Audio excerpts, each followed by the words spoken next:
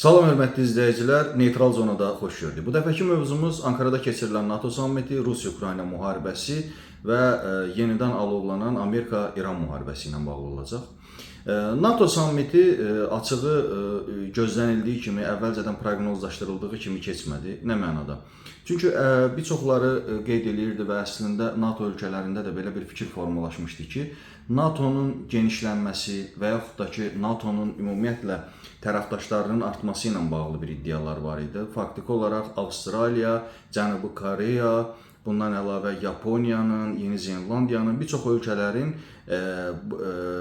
NATO ilə birgə hərəkət edəcəyi və yaxud da ki, yeni bir koalisiyanı yaradacağı ən azından iddia olunurdu. Faktiki olaraq biz bunun şahidi olmadıq və yeri gəlmişkən həmin ölkələr də gəlmədilər və əslində düşünürəm ki, indiki mərhələdə bir çox ölkələr böyük müharibəyə girmək istəmirlər və yaxud da ki, hətta Avropa ölkələrinin özləri belə gələcəkdə nələrin baş verəcəyini əvvəlcədən proqnozlaşdıra bilmirlər. Və ona görə də hesab edirəm ki, NATO sammiti, yəni gözlənildiyi kimi daha Çini əsas hədəf alacağını və yaxud da ki, İranı əsas hədəf alacağı kimi baş vermədi. Faktiki olaraq yenə də əsas hədəf kimi Rusiya seçildi və Ukraynanın ümumiyyətlə gücləndirilməsi üçün, Ukraynaya əlavə pulların ayrılması, Ukrayna ilə bir neçə NATO ölkələrinin ümumiyyətlə ayrı-ayrılıqda dron və digər sahələrdə müqavilələr imzalanması baş tutdu.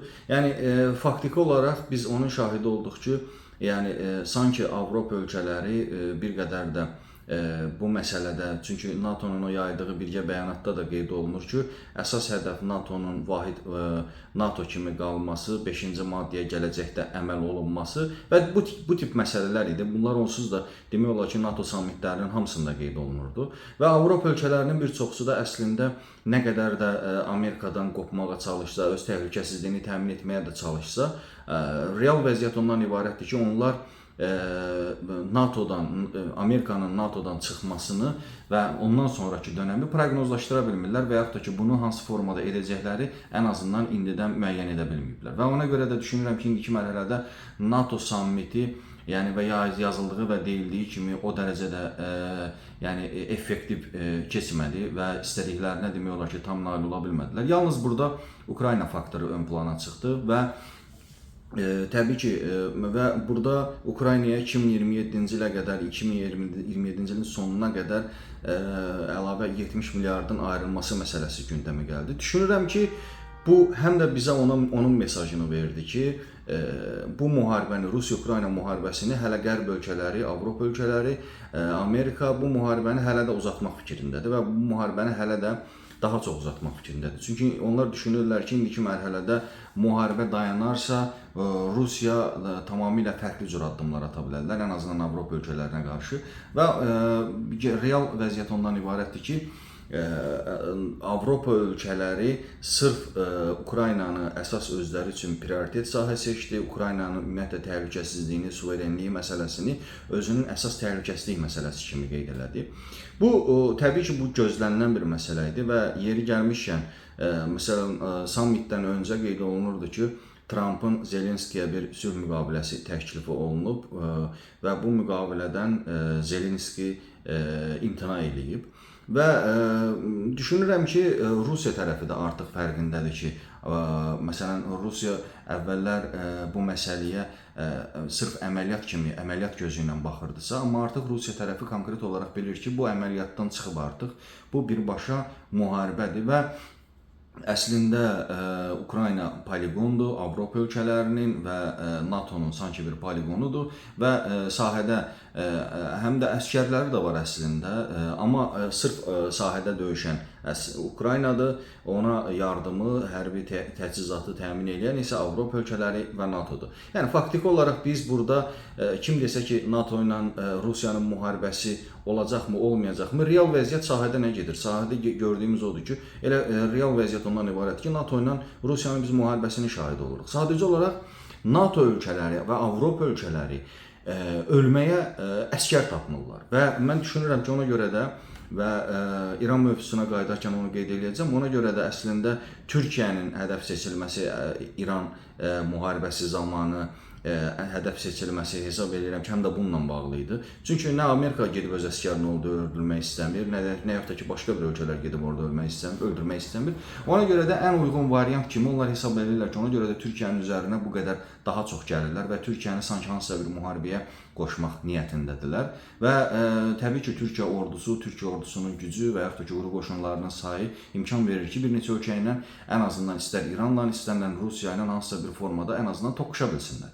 Bu və ona görə də mən düşünürəm ki, yeri gəlmişkən elə İran-İsrail-Amerika müharibəsi zamanı da Azərbaycanın müəyyən mənada hədəfə gətirilməsi və əslində elə həm də bununla bağlı idi. Sanki kənardan hansısa bir qüvvə Azərbaycana və elə bir vəziyyət yaratmaq istəyirdi ki, Azərbaycan birbaşa müharibəyə qoşulsun.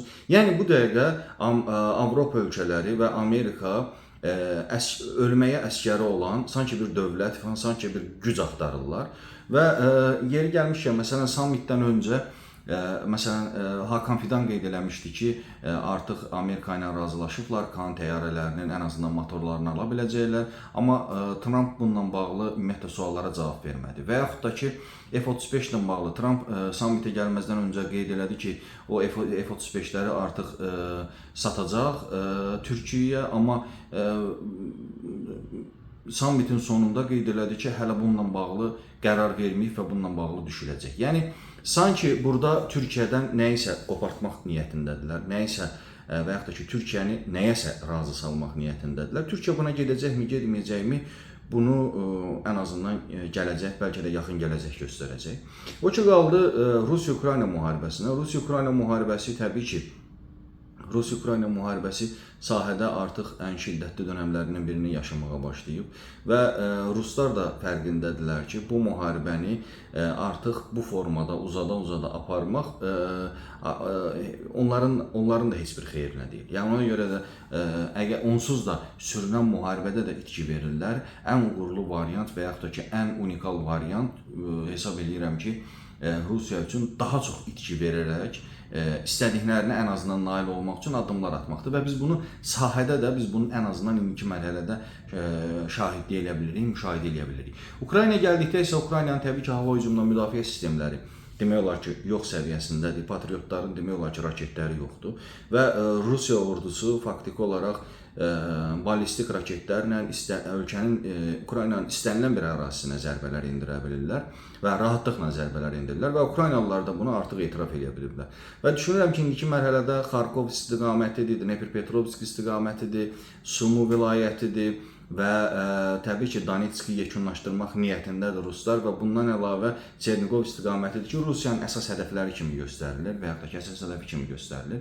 Və Avropa ölkələrinin bir neçəsinin içərisində də bəziləri var, həqiqətən də könüllü şəkildə bu müharibəyə qoşulmaq Ukraynaya dəstək verirlər. Bir çox ölkələr var ki, onlar faktiki olaraq Ukraynaya silah məsələsində artıq dayandırdıqlarını, misal üçün Macarıstan, ən son Macarıstan qeyd elədi ki, bu məsələni faktiki olaraq dayandırırlar.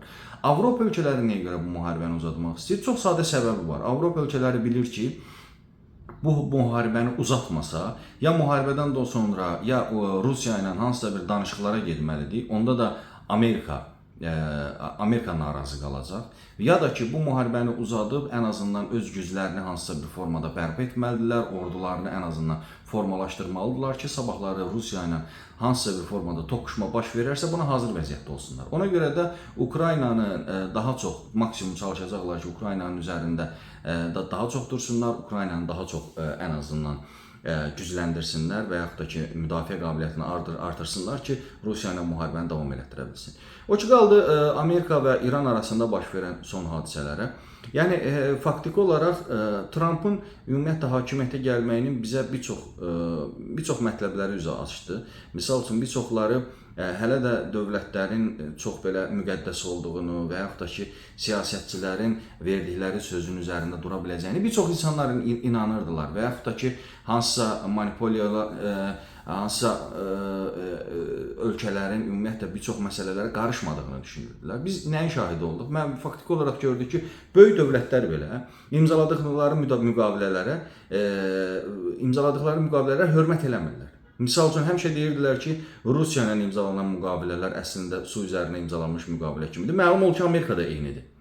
Yəni bunu ən azından bizə göstərdi. Məsələn, futbolun hansı səviyyədə olduğunu ən azından göstərdi. Trump göstərdi ki, bir xahişlə hansısa qırmızı kart almış bir oyunçunun qırmızı kartının ləğv edilməsi məsələsi. Bütün sahələrə biz baxdıqda biz bunları açıq şəkildə müşahidə edə bilərik. Ona görə də indiki dövrdə beynəlxalq hüquq, hansısa nizamnamələr, hansısa qaydalar, hansısa fəlsəfə bunlar keçərli deyil. Gücün varsa, ya özünü qorumalısan, ya özünü qoruyacaqsan. Yox, əgər gücün yoxdursa, faktiki olaraq səni böyük dövlətlər məhv edəcəklər və yaxud da ki, qurbanlıq edəcəklər. Və əslində bu məqamda Cənubi Qafqazın özü də problemli bir ərazidir. Cənubi Qafqaz faktiki olaraq qurbanlıq edilə biləcək regionlardan biri sayılır. Bu Amerika üçün də belədir, Avropa İttifaqı üçün də belədir, Rusiya üçün də, İran üçün də. Kimlərinsə maraqları hansısa bir formada kəsişəcək və uzlaşma baş verməyəcəksə, bura qurbanlıq verilə biləcək əsas istiqamətlərdən biridir. Necə ki, Şərqi Avropa. Və İranla Amerika arasında, yəni Amerika İranın ərazisinə zərbələr endirir, İran da təbii ki, Bəhreyndəki hərbi bazaya, Küveytdəki hərbi bazaya zərbələr endirir və Amerika tərəfi qeyd edir ki, sanki İran bu danışıqlar prosesindən və yaxud da ki, razılığa gəlmək niyyətində deyil. Amma real vəziyyət ondan ibarət idi ki, ortada müqavilə var idi, ortada hansısa bir razılaşma var idi və bu razılaşmanı yerinə yetirmək üçün öhdəliklər götürmüşdülər, amma Amerika ümumiyyətlə dayanmaq niyyətində olduğunu göstərmədi. Və real vəziyyət ondan ibarətdir ki, Amerika düşünür ki, ən azından İranı tamamilə sıradan çıxardaraq Hörmüz boğazına və yaxud da ki, Körfəzə tam nəzarət ələ götürəcək.